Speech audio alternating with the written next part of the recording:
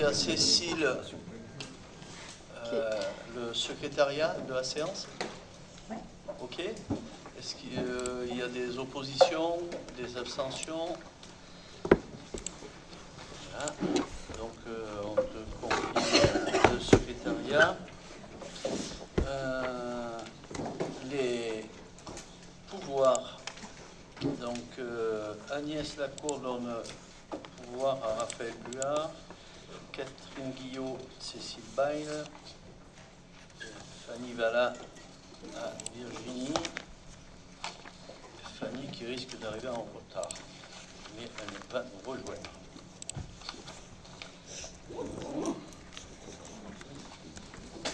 Concernant les comptes rendus, les procès-verbaux, compte rendu de procès-verbaux des séances du 20 mars. D'abord le 20 mars, est-ce qu'il y a des remarques? S'il n'y en a pas, oui, allez-y. Vous avez pris en compte mes remarques? Je pense. Pas intégralement. Lesquelles Partie de vos remarques. Lesquelles? La première page 1 a été modifiée. Bon, c'est bon. Le reste, c'est pas grave. Et le reste, c'était essentiellement de la forme. D'accord. Donc, pour le remplacer par nombre de conseillers s'étant abstenus, vous l'avez mis ça? En fait, on a mis que vous souhaitiez vous abstenir et on a mis la réponse que Bernard Noël a apportée, qui vous disait que dans la préfecture, retenez la formulation ne compte pas part au vote. Mais non, parce on a pris votre formulation qui était que vous souhaitiez vous abstenir. Parce que nous avons pris part au vote en nous abstenant. Voilà, c'est important, vous le savez, monsieur Ville. Ce Merci que beaucoup. vous avez mis, vous, et on a repris ce qu'avait dit Bernard Noël, qui correspond à ce que souhaite la préfecture. Donc les deux formulations y sont. Merci. Est-ce que, du coup, le procès-verbal est adopté? Je soumets au vote. Y a-t-il des oppositions? Des abstentions? C'est voté donc à l'unanimité. Le procès-verbal du 8 avril. Remarque? Pas de remarque, je soumets au vote. Y a-t-il des oppositions? Des abstentions? C'est voté à l'unanimité.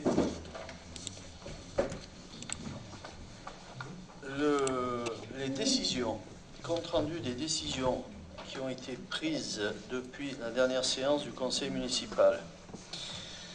Depuis du 9 au 28 avril, au titre de la délégation accordée en matière de délivrance et de reprise des concessions dans les cimetières, à la reprise d'une concession au nom de Bellotti pour une durée de 30 ans à compter du 23 avril pour la somme de 840 €, l'achat d'une concession au nom de Papéo pour une durée de 30 ans à compter du 23 avril pour la somme de 420 €, le renouvellement d'une concession au nom de Raté pour une durée de 30 ans à compter du 24 avril pour la somme de 840 €.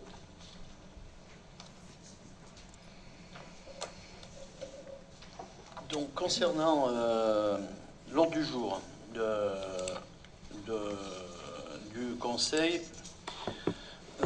quelques mots en préambule. Voilà, le vote du budget, c'est bien un des moments les plus importants de la vie de notre collectivité, de la vie, un événement annuel. Et un budget, ce n'est pas une accumulation de chiffres uniquement, mais il traduit des priorités, il traduit des engagements, la vision que nous portons pour la commune. Alors, ce budget s'inscrit une nouvelle année dans un contexte que chacun connaît, mais que je vais rappeler parce qu'il est important. Celui d'une contrainte financière accrue pour les collectivités locales.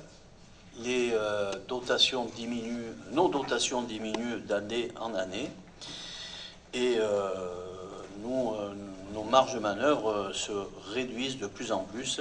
À savoir, nous avons perdu 1 400 000 € en cumulé entre 2022 et aujourd'hui. 1 400 000 €. Donc c'est une baisse massive. Vous imaginez ce qu'on aurait pu faire avec ce 1 400 000 €. C'est comme ça. La question qu'on peut se poser aujourd'hui, c'est jusqu'à quand tiendrons-nous? Et parce que derrière ces chiffres, il y a des réalités contraintes. Est-ce que nous allons pouvoir continuer à assurer la sécurité de nos routes, de nos bâtiments publics, de nos écoles, de nos équipements sportifs? Est-ce que nous allons pouvoir continuer à entretenir nos espaces publics? Et comment ça va se traduire pour la qualité de service rendu à la population? C'est tous ces enjeux-là, donc, qui sont à mettre en avant et à questionner. Alors, nous ne sommes pas, bien entendu, toutes les collectivités sont logées à la même enseigne, mais bon, des collectivités comme les nôtres qui devront faire des efforts d'investissement très importants avec des ressources limitées, nous sommes beaucoup plus impactés que les plus gros. Vous savez, c'est quand vous passez à la pompe aujourd'hui à plus de 2 euros le litre, et bien quand vous avez 10 000 euros par mois et quand vous avez 1 500 euros par mois, la facture, elle n'est pas ressentie de la même manière. Et pour les collectivités, c'est pareil. Donc on est aussi, nous, dans cette situation. D'autant qu'on ne pourra pas faire plus, notamment pour les TUA, qui même eux sont confrontés à des difficultés financières qui sont très très importantes, liées à la hausse du coût de la vie. Alors bien sûr, avec ça, on fait des choix, c'est notre rôle, on les fera, et pour autant, nous n'augmenterons pas les impôts pour la 9e année consécutive.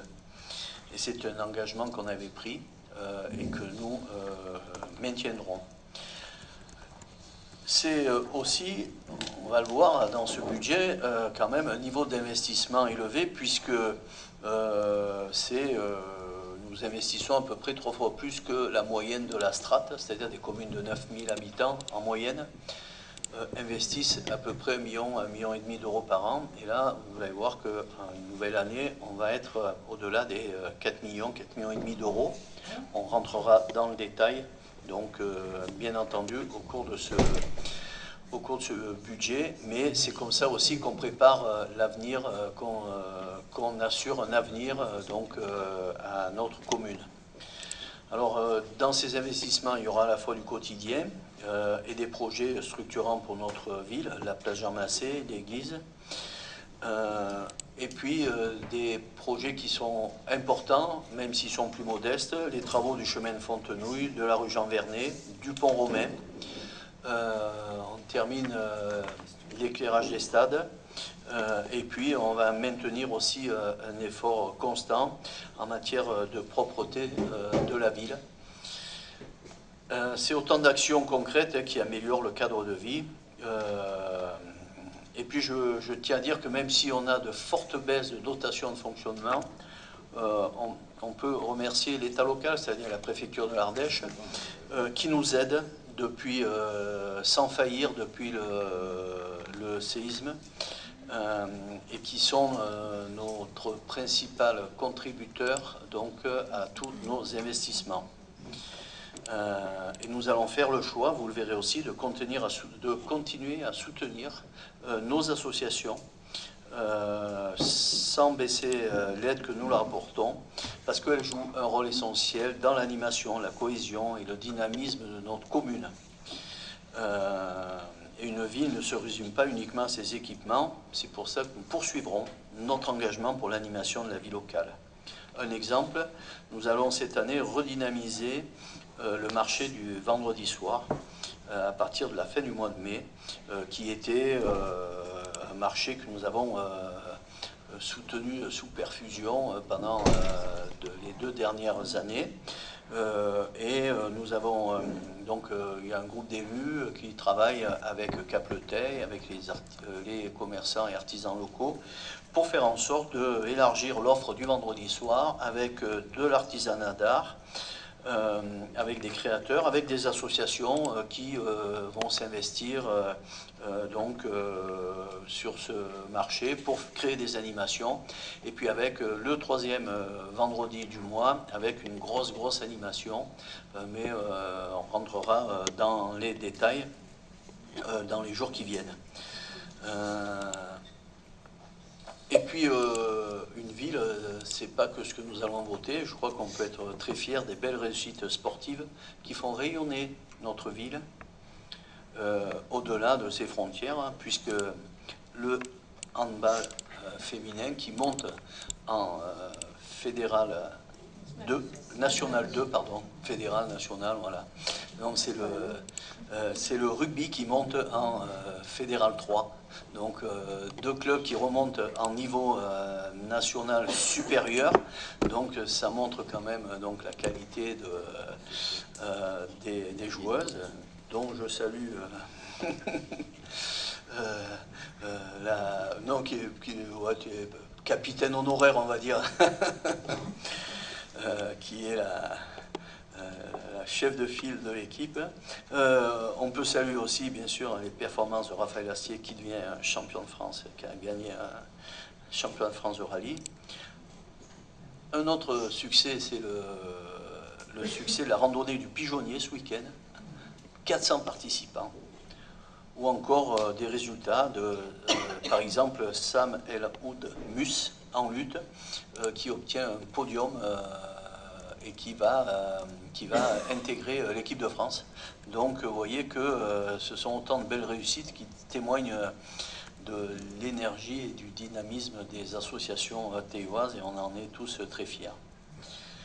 Voilà, je reviendrai sur ce budget rapidement, qui est un budget qui protège, qui investit et qui prépare l'avenir, donc l'avenir de toutes les composantes théoises.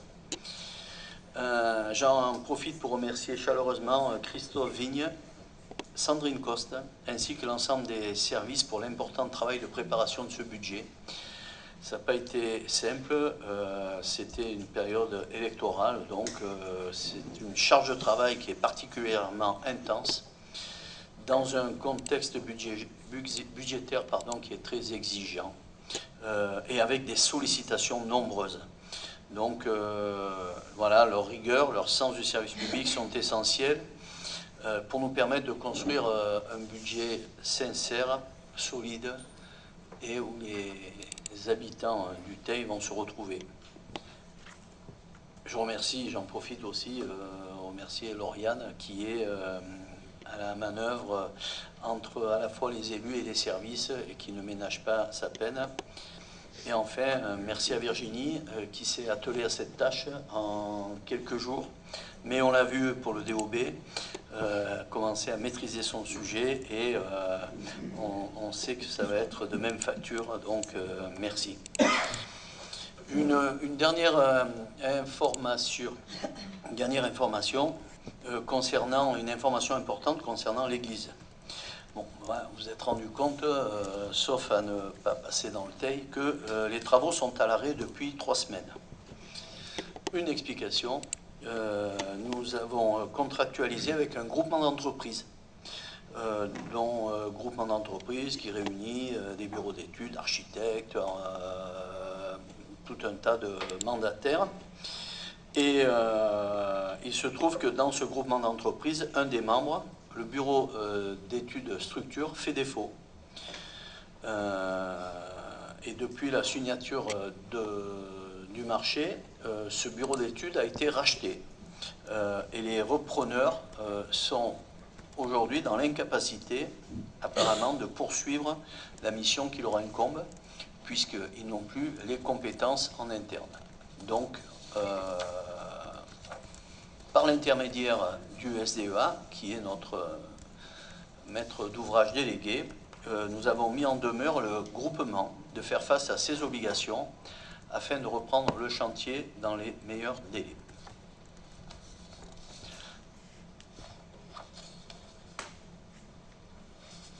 Je vais donc passer la parole pour le premier point, qui est l'administration générale. Et je donne la parole à Pascal Toffo. Merci. Donc là, la première, c'est une information en fait, sur les indemnités des élus.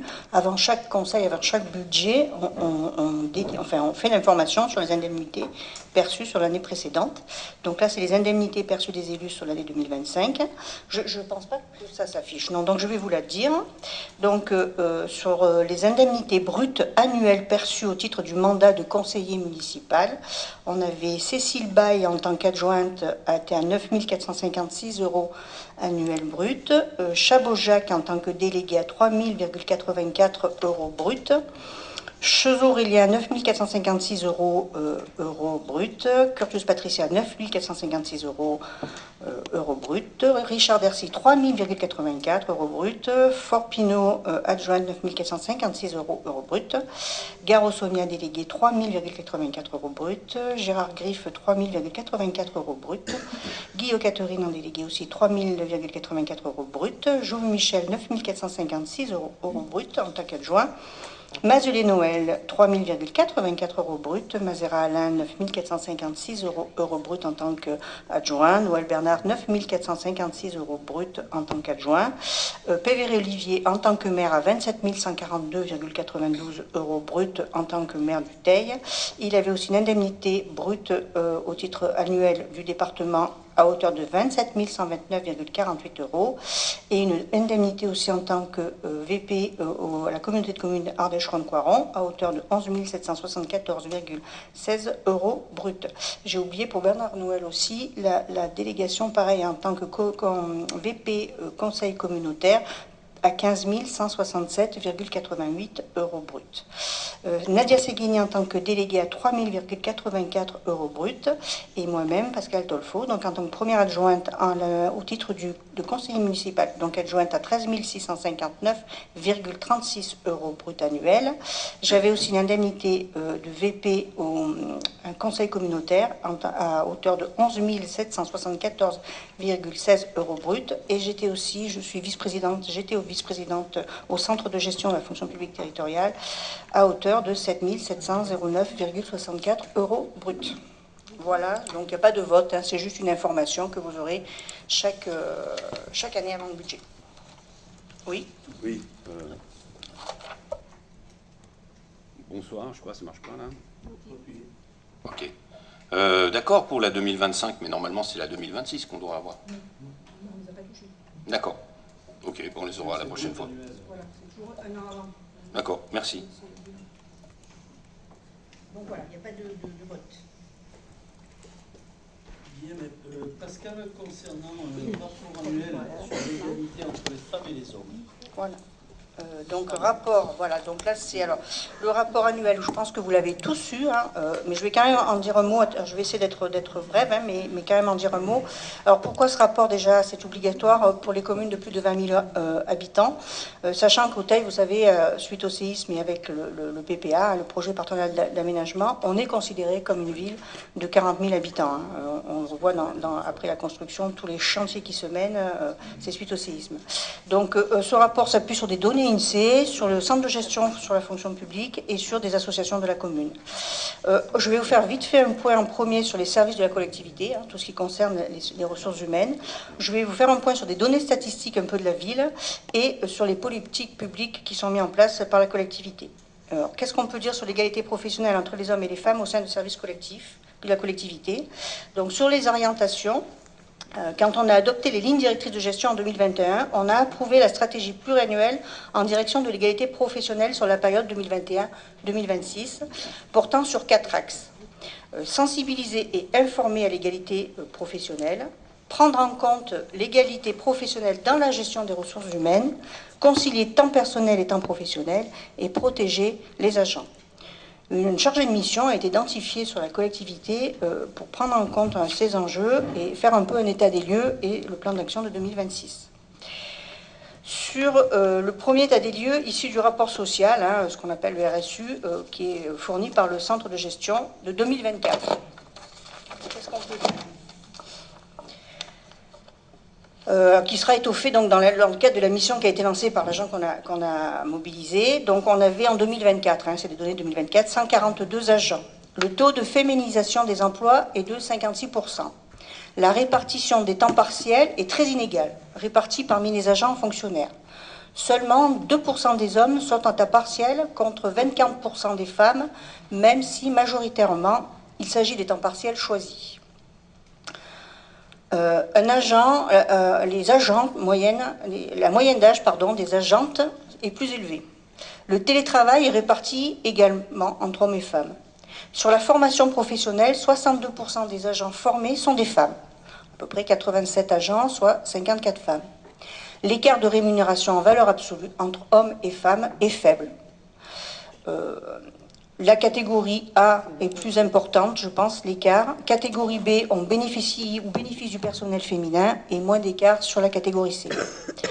Le déroulement de carrière, l'écart en valeur absolue des taux d'avancement au choix est de 50%, donc à égalité. Enfin, aucun signe, c'est important de le dire, aucun signalement pour actes de violence physique, sexuelle, de discrimination, de harcèlement moral ou sexuel, d'agissement sexiste, de menaces ou actes d'intimidation.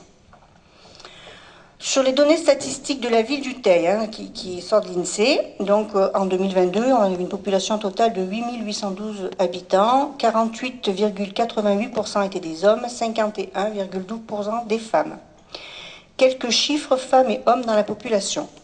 Présence notable de familles monoparentales, 17,6% des familles, même si c'est le taux le plus faible qu'au niveau national, qui est de 25%, et 76% sont des femmes. Le diplôme et emploi et activité des femmes.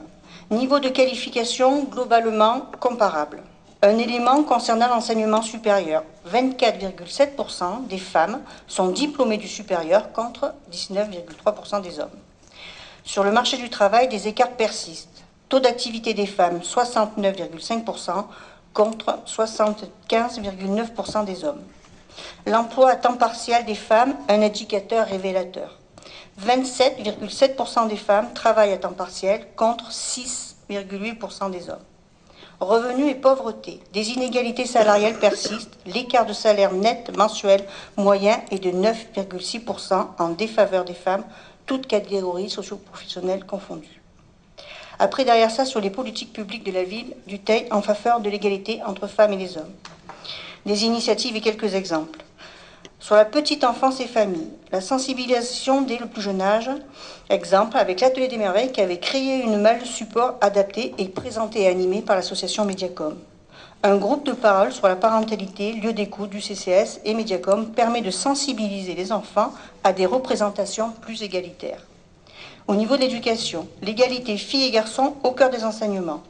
Dans l'ensemble des écoles primaires de la commune, l'égalité filles et garçons est au cœur de l'enseignement. C'est intégré dans l'enseignement moral et civique, mais de manière transversale dans l'ensemble des disciplines sensibilisation, dans le programme de réussite éducative, apprentissage de la citoyenneté, le conseil municipal et ses enfants.